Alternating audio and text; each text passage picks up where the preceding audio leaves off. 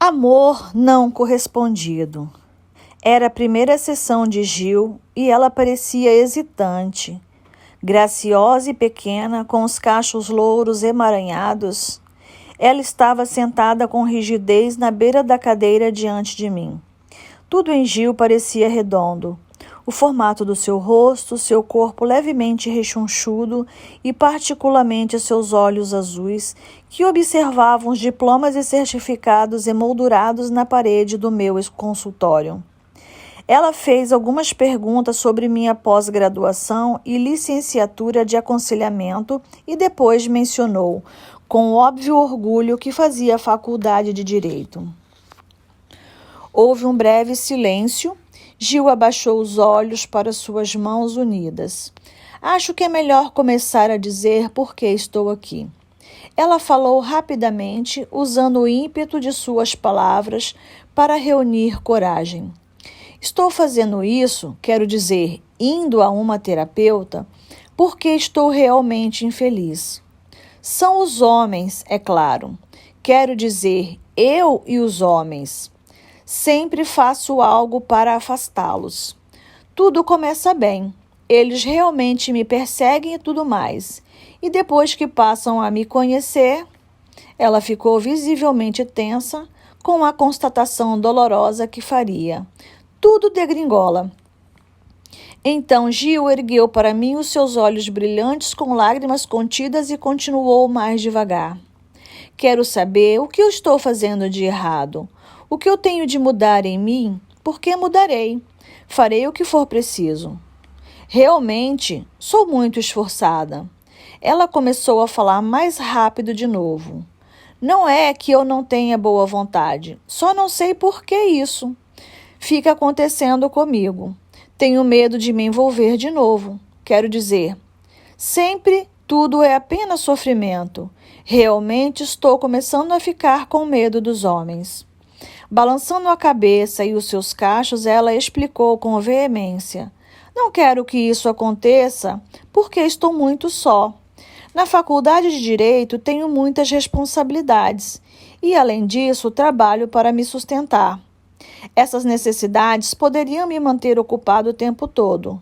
De fato, isso foi tudo o que fiz no ano passado. Trabalhar, ir para a faculdade, estudar e dormir. Mas senti falta de um homem em minha vida. Rapidamente, ela continuou.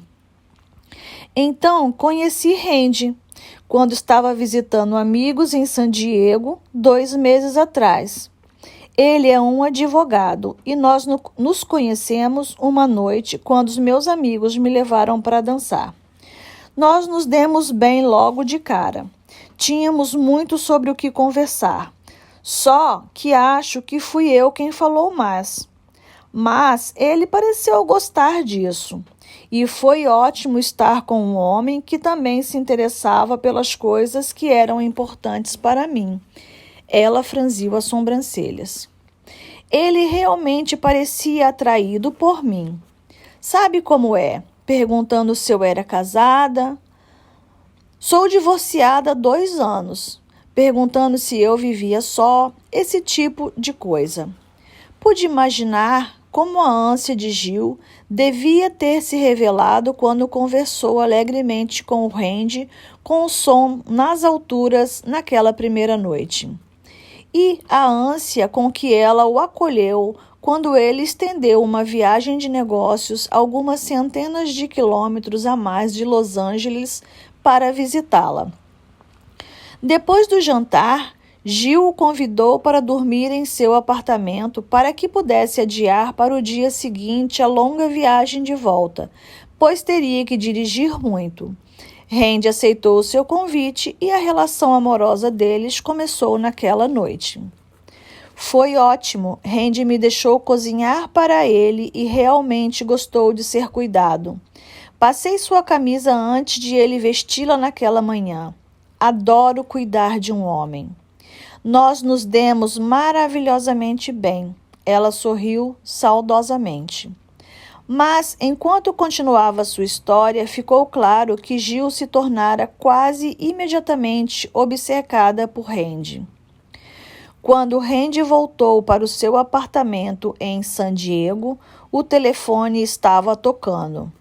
Gil o informou entusiasmadamente de que havia ficado preocupada com a longa viagem dele e aliviada em saber que chegara bem. Quando Gil achou que ele parecia um pouco confuso com seu telefonema, desculpou-se por incomodá-lo e desligou, mas começou a se sentir desconfortavelmente pela consciência de que novamente se preocupava muito mais com o homem do que ele com ela. Um dia, Randy disse para nunca pressioná-lo ou ele simplesmente desapareceria. Fiquei muito assustada. Tudo dependia de mim. Eu devia amá-lo e ao mesmo tempo deixá-lo em paz. Não conseguia fazer isso e então fiquei cada vez mais obcecada e apavorada. Quanto mais pânico sentia, mais o perseguia. Logo, Gil estava ligando para Randy quase todas as noites. A combinação deles era se revezarem nos telefonemas, mas, frequentemente, quando era a vez de Randy ligar, a noite avançava e Gil ficava impaciente demais para esperar.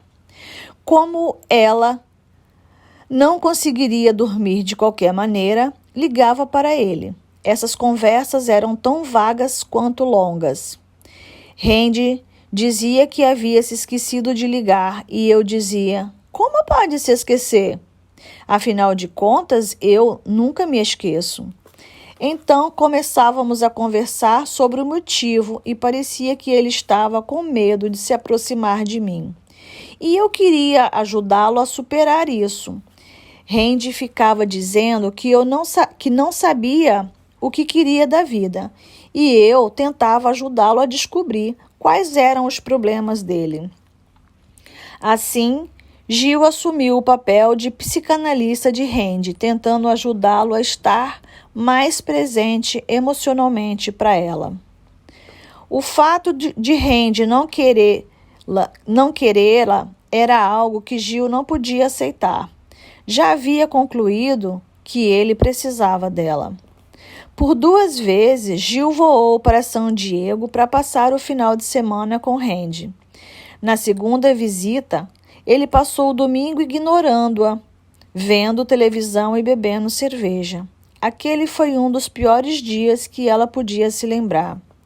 Ele bebia muito? Perguntei a Gil. Ela pareceu surpresa. Não. Bem, na verdade, não sei. Realmente nunca pensei sobre isso. É claro que ele estava bebendo na noite em que o conheci, mas isso é natural. Afinal de contas, estávamos em um bar. Às vezes, quando falávamos pelo telefone, eu ouvia gelo batendo em um copo e brincava com ele sobre isso. Sabe como é? Sobre beber sozinho e todas essas coisas. De fato, sempre que estava com Randy, ele bebia, mas simplesmente presumi que gostava de beber. Isso é normal, não é? Ela parou pensativa. Sabe, às vezes ele falava pelo telefone de um modo estranho, especialmente para um advogado. Realmente vago e impreciso, distraído e inconsistente. Mas nunca achei que fosse porque estava bebendo. Não sei como eu explicava isso para mim mesma. Acho que não me permitia pensar a esse respeito. Gil me olhou tristemente. Talvez Randy realmente bebesse demais, mas devia ser porque eu o aborrecia. Acho que eu não era interessante o suficiente e, de fato, ele não queria estar comigo. Ela continuou ansiosamente. Meu marido nunca quis ficar perto de mim. Isso era óbvio. Seus olhos lacrimejaram enquanto se esforçava para prosseguir. Meu pai também não. O que há comigo? Por que todos se sentem assim em relação a mim? O que eu estou fazendo de errado? No momento em que Gil se tornava consciente de um problema com alguém importante para ela, se dispunha não só a tentar resolvê-lo, como também a assumir a responsabilidade por tê-lo criado. Se rende, seu marido e seu pai não haviam amado, devia ser devido a algo que ela fizera ou deixara de fazer. As atitudes, os sentimentos, os comportamentos e as experiências de vida de Gil eram típicas de uma mulher para quem amar significa sofrer. Ela exibia muitas das características que as mulheres que amam demais têm em comum, independentemente dos detalhes específicos de suas histórias e lutas. Tenham elas suportados um relacionamento longo e difícil com um homem, ou se envolvido em uma série de relacionamentos infelizes com muitos homens, elas têm um perfil comum. Amar demais não significa amar homens demais, se apaixonar vezes demais ou ter um amor genuíno profundo demais por outra pessoa. Na verdade, significa ser obcecada por um homem e chamar essa obsessão de amor, permitindo-lhe controlar suas emoções e grande parte dos seus comportamentos. Percebendo que isso influi negativamente em sua saúde e bem-estar, e ainda assim se vendo incapaz de desistir. Significa medir o grau do amor pela profundidade do tormento. Quando você ler este livro, pode ser que se identifique com Gil ou outras das mulheres com cujas histórias se deparará, e se pergunte se também é uma mulher que ama demais.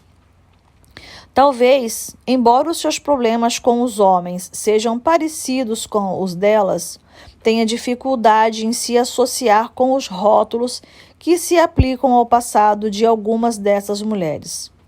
Todas nós temos reações emocionais fortes às palavras como alcoolismo, incesto, violência e vício. E às vezes não conseguimos ver a nossa vida realisticamente porque temos muito medo de que esses rótulos se apliquem a nós ou àqueles que amamos. Infelizmente, nossa capacidade de usar as palavras quando elas se aplicam com frequência nos impede de obter a ajuda apropriada. Por outro lado, esses rótulos temidos podem não se aplicar à sua vida. Sua infância pode ter envolvido problemas de uma natureza mais sutil. Talvez seu pai, embora tivesse fornecido um lar seguro financeiramente, odiasse as mulheres e não confiasse nelas, e a incapacidade dele de amar a tivesse impedido de amar a si mesma. Ou a atitude de uma mãe em relação a você tivesse sido invejosa e competitiva em particular, embora a exibisse e a elogiasse em público, fazendo você precisar se sair bem para obter a aprovação dela e, contudo, temer a hostilidade que o seu sucesso gerava. Não podemos abordar num único livro a miríade de modos pessoais com as quais as famílias podem ser doentias. Isso exigiria vários volumes de uma natureza um pouco diferente. Contudo, é importante entender que todas as famílias doentias têm em comum a incapacidade de discutir problemas básicos. Pode haver outros problemas que são discutidos, frequentemente ad nauseam, mas costumam abranger os segredos fundamentais que tornam a família disfuncional. É o grau de segredo, a incapacidade de falar sobre os problemas, em vez de sua gravidade, que define o quanto a sua família se torna disfuncional e os seus membros são prejudicados. A família disfuncional é aquela em que os membros têm papéis rígidos e a comunicação é severamente restrita as afirmações que se encaixam nesses papéis. Seus membros não têm liberdade para expressar toda uma gama de experiências, desejos, necessidades e sentimentos, e devem se limitar a representar esse papel, que se ajusta aos papéis representados pelos outros membros. Os papéis existem em todas as famílias, mas as circunstâncias mudam e os seus membros também devem mudar e se adaptar para a família permanecer saudável. Assim, o papel de mãe apropriado para uma criança de 1 ano será extremamente inadequado para uma de 13 anos, e o papel de uma mãe deve mudar para se ajustar à realidade. Nas famílias disfuncionais, os principais aspectos da realidade são negados e os papéis permanecem rígidos. Quando ninguém pode discutir o que afeta cada membro da família individualmente, assim como a família como um todo, na verdade, quando essa discussão é proibida implicitamente, muda-se de assunto ou explicitamente. Não falar sobre essas coisas, aprendemos a não acreditar em nossas próprias percepções ou em nossos sentimentos. Como nossa família nega nossa realidade, também começamos a negá-la, e isso prejudica muito o desenvolvimento das nossas ferramentas básicas para viver e lidar com pessoas e situações. É essa deficiência básica que opera nas mulheres que amam demais. Nós nos tornamos incapazes de discernir quando alguém ou algo não é bom para nós.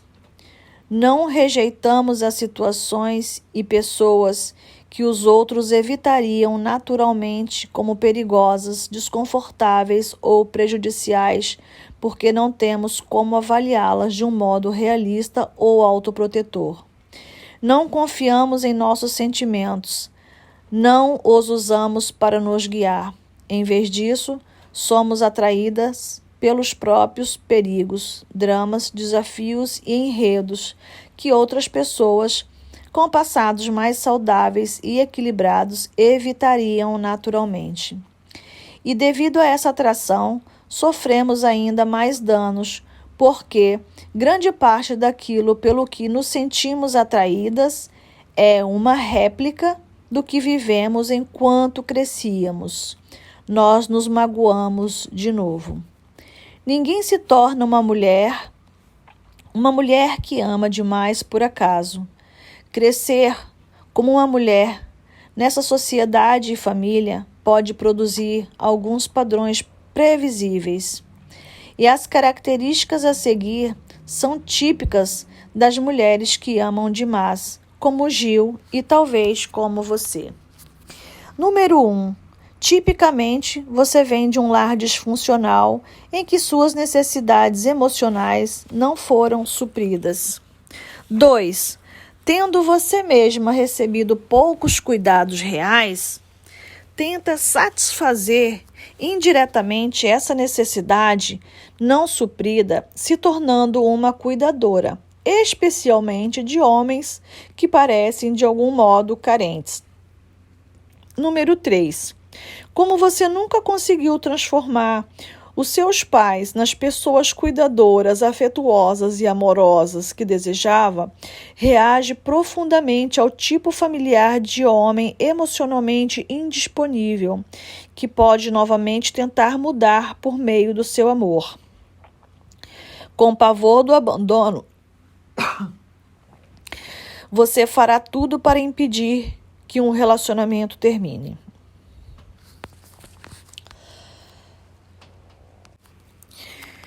Número 5. Quase nada é incômodo demais, toma tempo demais ou é caro demais se ajuda o homem com quem você está envolvida.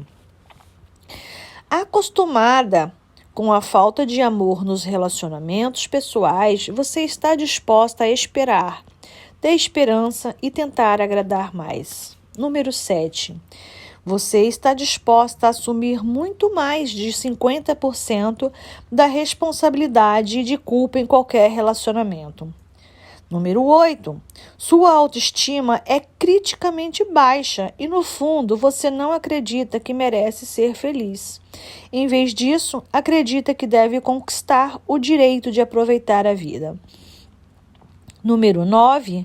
Você tem uma necessidade desesperada de controlar os seus homens e relacionamentos, tendo experimentado pouca segurança na infância. Mascara os seus esforços para controlar as pessoas e situações, como ser útil. Número 10. Em um relacionamento, você está muito mais conectada com o seu sonho de como isso poderia ser do que com realmente a realidade da situação. Número 11. Você é viciada em homens e em dor emocional. Número 12. Você pode ser predisposta emocionalmente e com frequência bioquimicamente a se tornar viciada em drogas, álcool ou em certos alimentos, particularmente doces.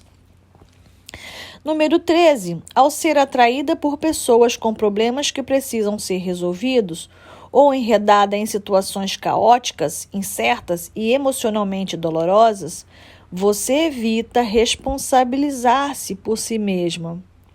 Você pode tender a episódios de depressão, que tenta evitar com excitação provocada por um relacionamento instável.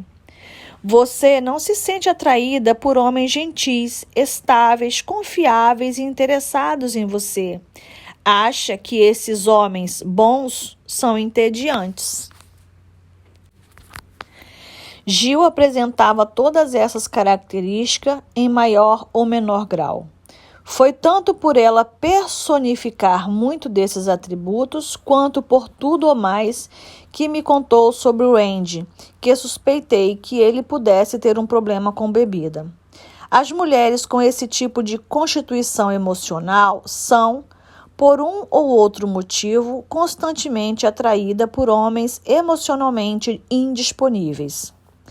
Desde o início, Gil estava disposta a assumir mais responsabilidade do que Randy, por iniciar e manter o relacionamento. Como tantas mulheres que amam demais, ela era, obviamente, uma pessoa muito responsável, uma grande realizadora em muitas áreas de sua vida, mas que, apesar disso, tinha pouca autoestima. A realização de seus objetivos acadêmicos e profissionais não podia contrabalancear o fracasso em seus relacionamentos amorosos. Cada telefonema que Randy se esquecia de dar era um grande golpe em sua autoimagem frágil que ela se esforçava heroicamente para suportar, tentando obter sinais de atenção dele. Sua disposição de assumir toda a culpa por um relacionamento fracassado era típica, como era sua incapacidade de avaliar realisticamente a situação e cuidar de si mesma, saindo de cena quando a falta de reciprocidade se tornava óbvia.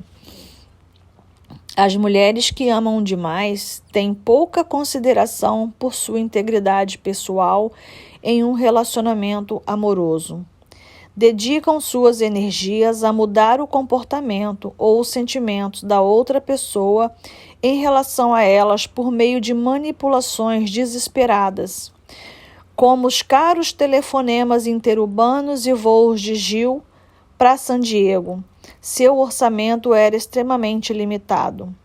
Suas sessões de terapia de longa distância com ele eram muito mais uma tentativa de transformá-lo no homem que ela precisava que fosse do que de ajudá-lo a descobrir quem ele era. Na verdade, Randy não queria ajuda para descobrir quem era. Se estivesse interessado nessa jornada de autodescoberta, teria realizado a maior parte do trabalho sozinho, em vez de ficar sentado passivamente enquanto Gil tentava forçá-lo a se analisar. Ela fez esses esforços porque sua única alternativa era reconhecê-lo e aceitá-lo como era, um homem negligente com os sentimentos dela e o relacionamento. Vamos voltar à sessão de Gil para entender melhor o que a trouxe no meu consultório naquele dia. Ela agora estava falando sobre seu pai.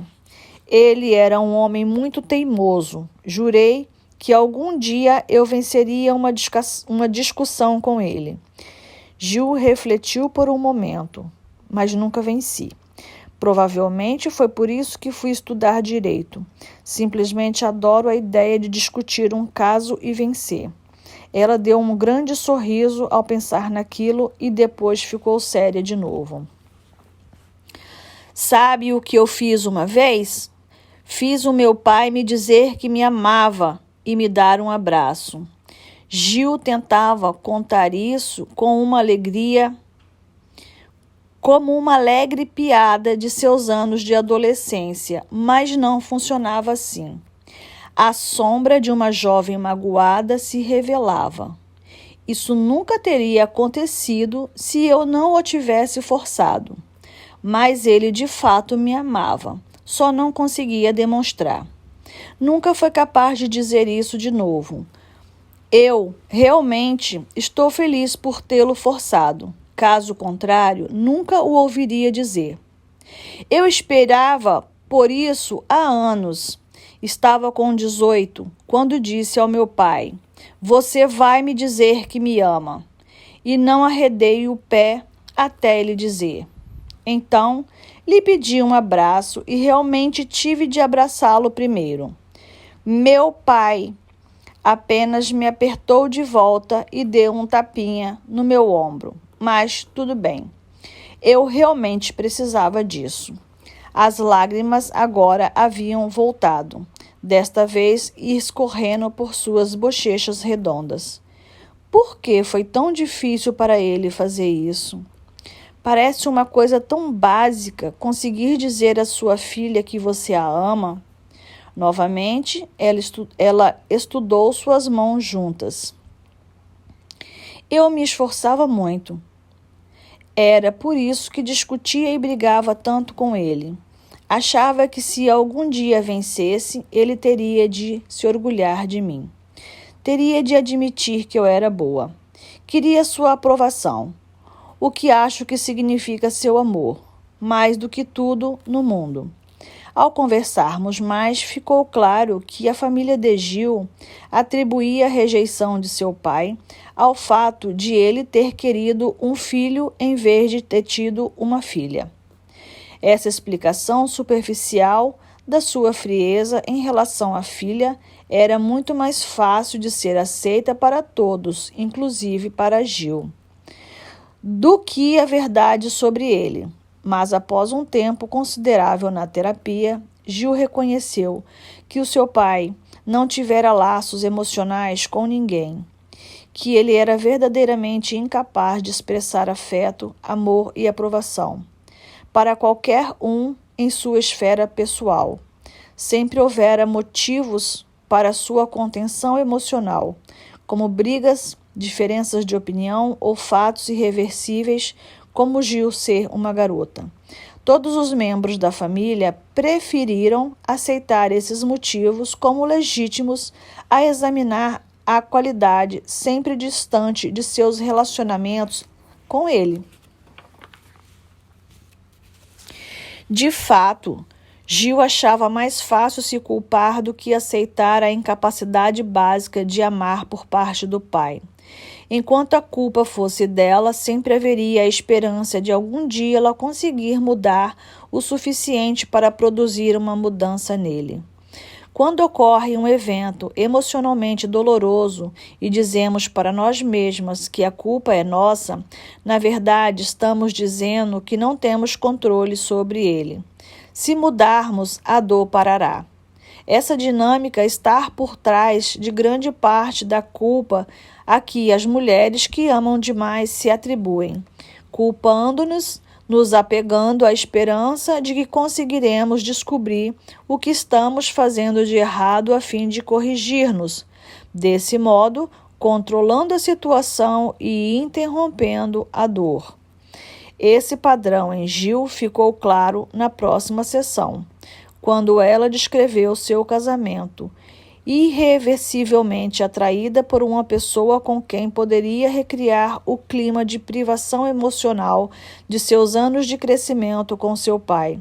Seu casamento era uma oportunidade de tentar novamente conquistar o amor contido.